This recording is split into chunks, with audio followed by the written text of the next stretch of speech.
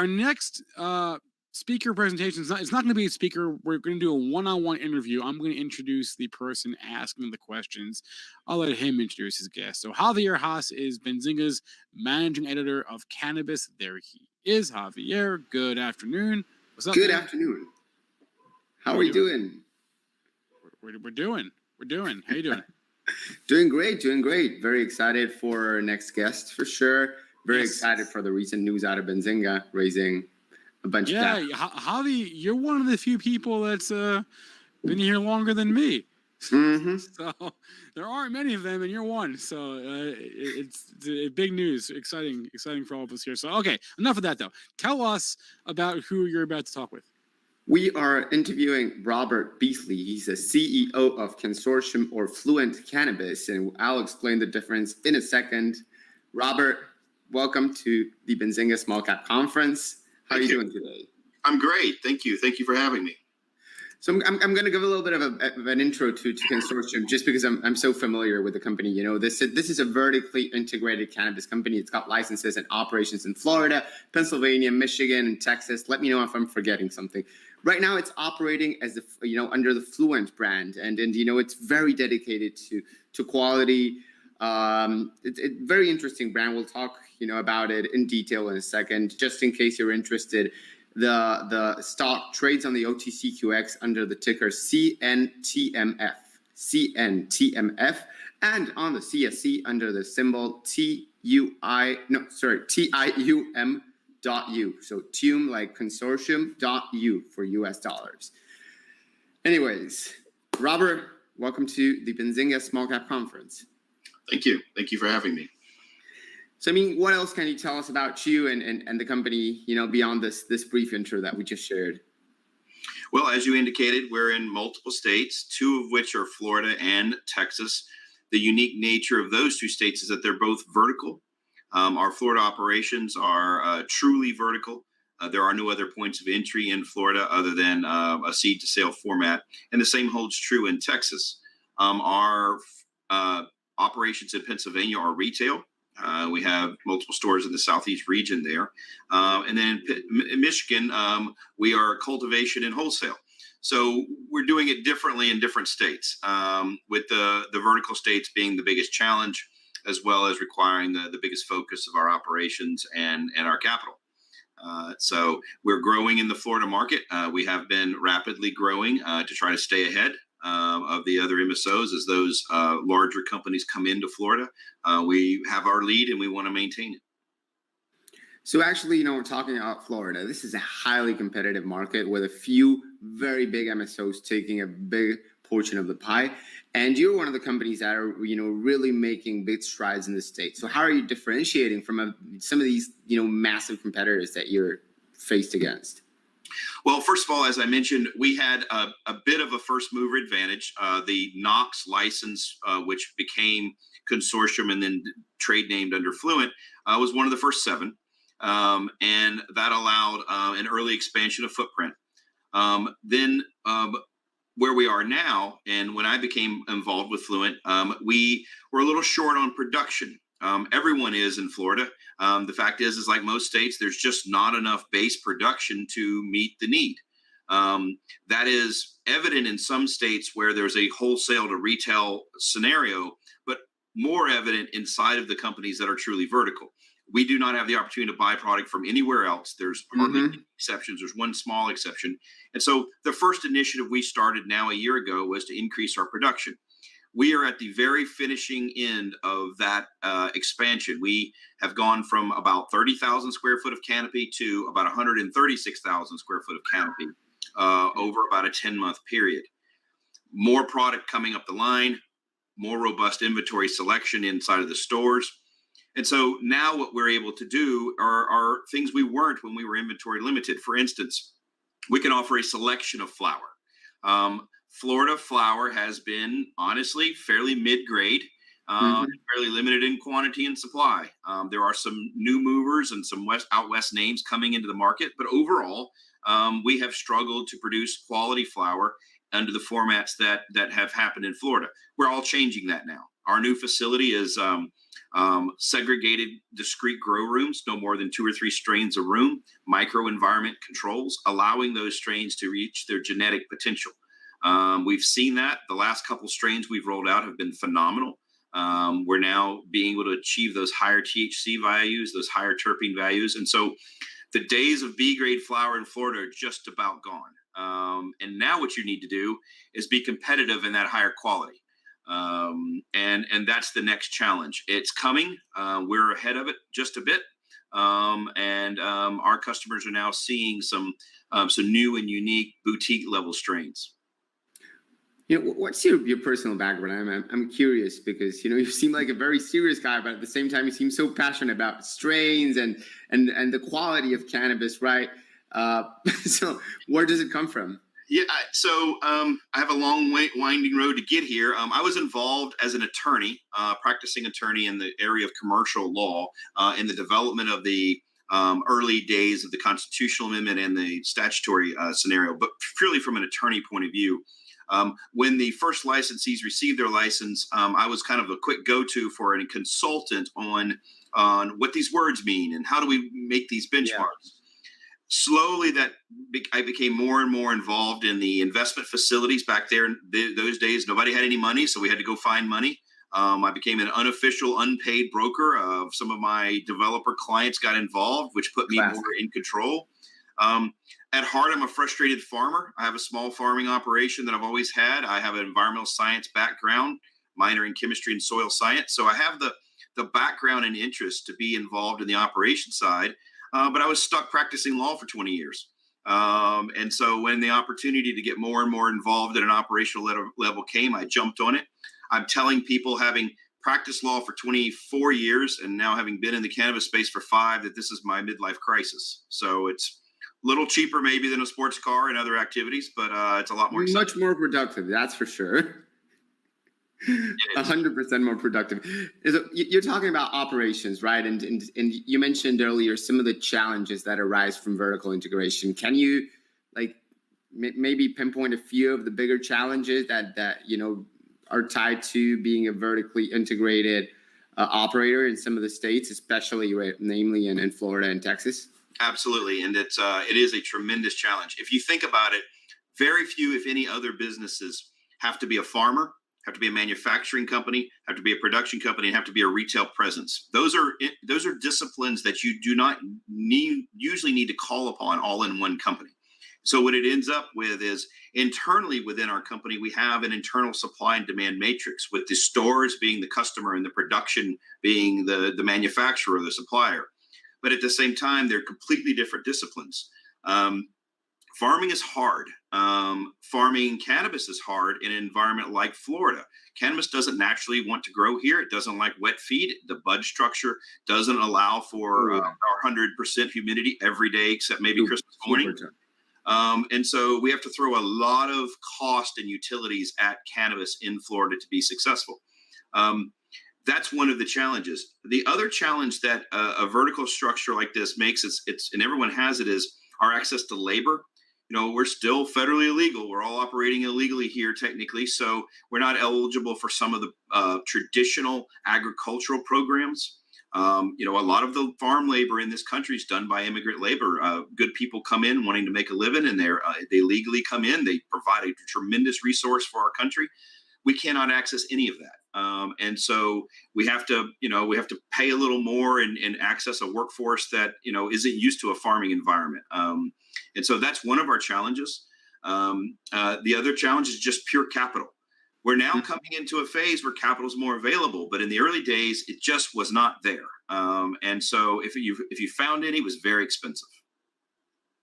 How are you accessing capital right now? I mean, what are your main strategies to access capital? Are you raising through equity, through debt? Of course, you're in the public market, so that always helps. But what are some of these strategies for raising capital in this environment? So the company originally had some of the what I'd call old style loan structures through some of the Canadian markets. It was very expensive money. It was basically operators loaning to other operators. And so you had this weird dynamic where your lender was somewhat of a competitor, but also somewhat of an operator. And that made for a touchy relationship. We did a refinance round and a capitalization round last spring. To my pleasure, it was entirely fulfilled by U.S. family offices, U.S. small firms. The U.S. interest, the gates are open now. That cost of capital has come down tremendously. I've even noted, unfortunately, that when we did our closings in May of last year, cost of capital has come down another couple percentage points since then. So, and that's really just the U.S. interest that's come in. There's a lot more money available in risk capital in the U.S. And so, quite frankly, it's just easier to get cheaper capital now. The next step, of course, being legalized access to banking under the Safe Banking Act or some amendment related to that. When we get to there, then we will actually be treated as if we're any other industry where we could go to a bank and borrow money. We're not there yet, but we're a lot further away than we were when we were using essentially pawn shop loans to get this done. Totally agree. I mean, and it's a massive issue for all the industry that hope it gets solved soon. You can never know, though. One thing that I really like to do whenever I'm interviewing anyone is just go to their website and check out how their C-suite looks. And unfortunately, I have to say that most of the times I see that less than 20% of the people in the C-suite are women or females, self-identified females. And in the case of Cansortium, it's 60% of your C-suite is comprised by women. Props on that. First off, but like, can you give us context into why, how, and why we don't see this across the industry? So thank you. And it's an interesting development that was somewhat unintentional by our company. I know a lot of companies now are incentivized to try to increase diversity, and they're taking active and affirmative steps. It just occurred to me one day that we were already at a model of what some companies are trying to achieve. And we did it organically. I think the answer is that we are headquartered in Miami, Florida.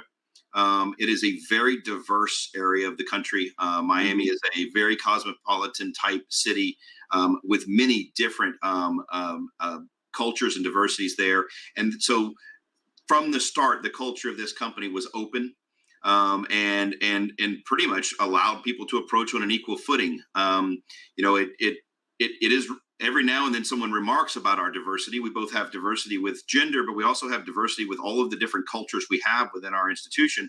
And I guess I just get to where I don't notice it. And maybe that's what we're trying to achieve, right? Is that we get there, and once we're there and stabilized as a country, that it becomes not a significant issue anymore. We don't have to talk about it or worry about it or argue about it. It's just we're all working together on the same crew, regardless of our gender or culture. And fortunately, that's the status we just started with, and we've continued to promote it. My last hire in the C-suite was the CFO, happened to be a female. Quite frankly, that wasn't a factor. She was the most qualified candidate that was presented and has done an exceptional job. So, I was looking for the best CFO for the position, and she was it. So it's just, we've reached this state of being a little bit blind to it, and maybe that's where everyone's trying to get to. We just happen to be there organically. That's fantastic. Again, congratulations. What can I say? Going back to more financial topics, M&A, anything in the works, anything you're considering, especially I'm thinking states like maybe Florida, Pennsylvania, why not Texas? But, is it something you're considering at all? So everyone knows that the industry is in a consolidation phase. More specifically, it's an internal consolidation phase, because we have to remind everyone that we're just buying amongst ourselves right now. We're still within a fishbowl, and some of the major players that would come into a true consolidation aren't in this game yet. There's no tobacco, pharmaceuticals, or alcohol in this game because of their own prohibitions. So we're not in a true consolidation moment. However, the fact is that there's a lot of capital needed, especially in the vertical markets, to be successful. And that's recognized now. And the fact is that you just have to get a little stronger, and you just have to be able to expand. And expansion, again, this relates to, by the way, the access to money issue. Back when money was not available, it was all you could do was merge, or all you could do is do a transaction that had a better than organic growth pattern. Yeah. From my personal perspective, I can tell you that I have at any one time in this company had 1, 2, or up to 5 offers to purchase the company or material assets of the company every day. It has become a standard of living for us to live in a consolidation environment. We keep what I call a hot, fresh data room. We've got a standard NDA, and we seem to go on a lot of dates. It is no longer reflective, I think, of our set strategic plan to either sell or buy. I think it's just more reflective of that's what the industry's doing. We're all like in a room doing this speed dating, and I've participated in the process multiple times. I feel like I'm a professional tour guide sometimes, and the interesting thing for me is I always bring something back to Fluent from it. Whether the deal goes or it doesn't, everyone's using these opportunities to get a good look at everyone else. And we're not using it improperly. I wouldn't suggest that anyone's done it for an improper purpose. There's always a legitimate effort to try to do an M&A deal. Most people in this industry subscribe to the idea of the rising tide, right? It's like we're still in a stage where people don't really mind sharing without like, they won't give you like the full list of ingredients, but they will give you the base for it. Correct. And all of us at this level have run off in a couple $1 million direction that was wrong. And none of us want to do it again. And so I can tell you that I have exchanged valuable information with our former M&A partners in deals that did not go well or did not conclude in a merger or acquisition. But I've called them back and said, hey, remember when we were talking about this? Take a look at this. And they've done the same to me. So there's a lot of sharing that comes out of this consolidation effort that is a rising tide, as you mentioned. People don't think about it that way because they think about a deal being a consummated deal, but there's a lot of value in the exchange that precedes the deal, even if the deal doesn't work.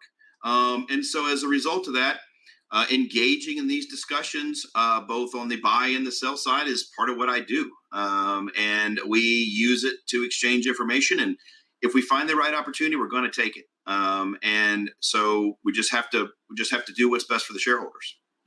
I love it, man. I really, really enjoy your approach to all these topics. It's so relaxed, but at the same time, like focused. I love it. Last one, I think we have time for one more for sure, maybe two. Tell me a little bit about what's next for Fluent, for Cansortium, say in the next 6 months, 12 months, 18 months. So part of my assignment, and when I took the chair, was to get this company out of what we call a horizontal expansion mode. In the early days, Fluent and others, I won't name names, they were in the license race, get a license, go get a license, go get a license, go get a license. So when I came on board, we were 100 miles wide and 1 inch deep, meaning we had expanded over the horizon, but did not have the resources to invest vertically in our infrastructure. So we trimmed it back, got lean and mean, invested vertically. I mean, we're in a state like Florida. You have to have the gunpowder to keep moving because the big guys are right behind you. And so where we are right now is continuing to expand on those assets. We've got a lot of work to do in Texas. Texas just provided a crack for us to make some kind of viable business model, and that is with the limited 1% THC. We've worked with DPS. I'm glad to report there's all kind of regulation approaches in this country to cannabis.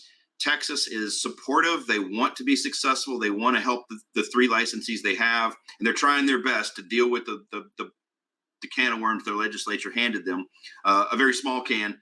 And so with that type of regulatory support, our next step is to develop a go-forward market expansion model in Texas, and to continue our Florida race. We have.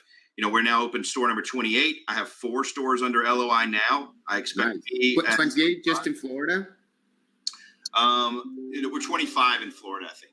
Nice. That's a bunch. Sorry, go ahead. And I have 4 more under LOI. Florida's interesting because it's those B markets you're looking at now. Being the only store within a 20-mile radius in a B market is not a bad place to be, and it provides access to patients who otherwise just don't have it by availability. And it's one of the great issues in this country, which is we have the best healthcare system in the world, without a doubt. But everybody doesn't have the same access to it. And that's what's going on with cannabis in Florida. It is a viable alternative medical administration for a lot of people. We just need to be able to get to them. And it's a big state, a lot of geography to cover. Preach. That was perfect. Robert, thank you so much for joining us. Robert Beasley is the CEO of Cansortium or Fluent Cannabis. You can find them on the OTCQX under the ticker CNTMF. Okay, thank you. Robert, Javier, thanks a lot for coming on the Benzinga Small Cap Conference today. Okay, thank you.